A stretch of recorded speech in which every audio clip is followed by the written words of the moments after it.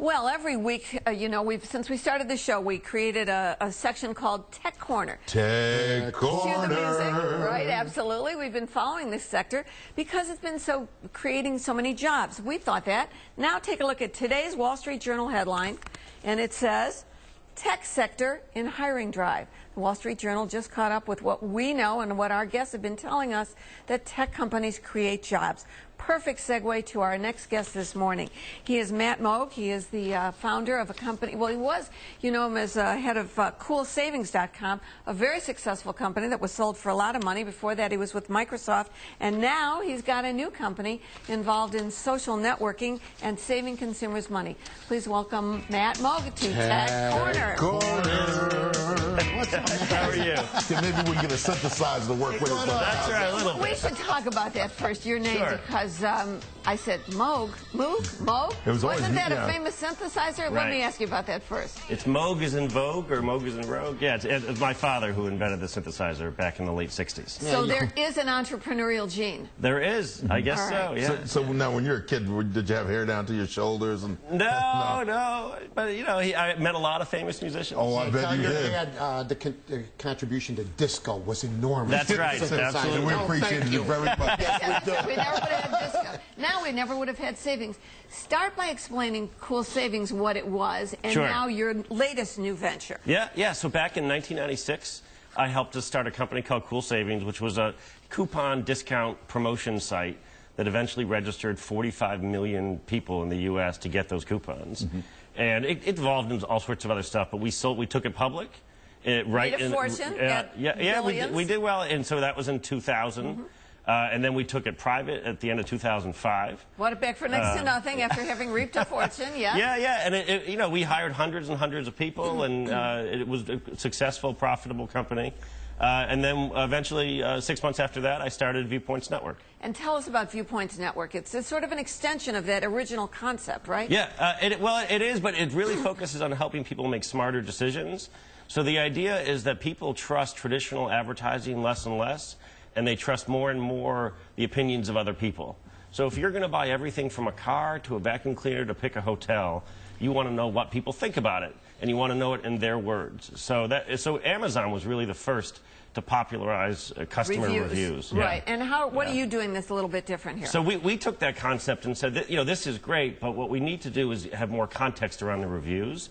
So people, if you knew a little bit about them, where they were from, what kind of things they were into, if they were an expert photographer or an amateur one, or if they travel with their laptop or they just use it in their dorm room, things like that. And we added a profile around the reviews themselves. So it's a little bit of a Facebook-style social networking combined with the traditional user review. So it's ViewpointsNetwork.com.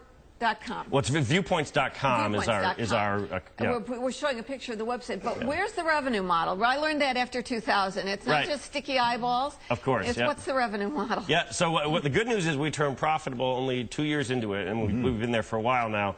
Viewpoints.com is advertising supported. So we work with everybody from Google and eBay to Procter & Gamble and Kenmore and Whirlpool, etc.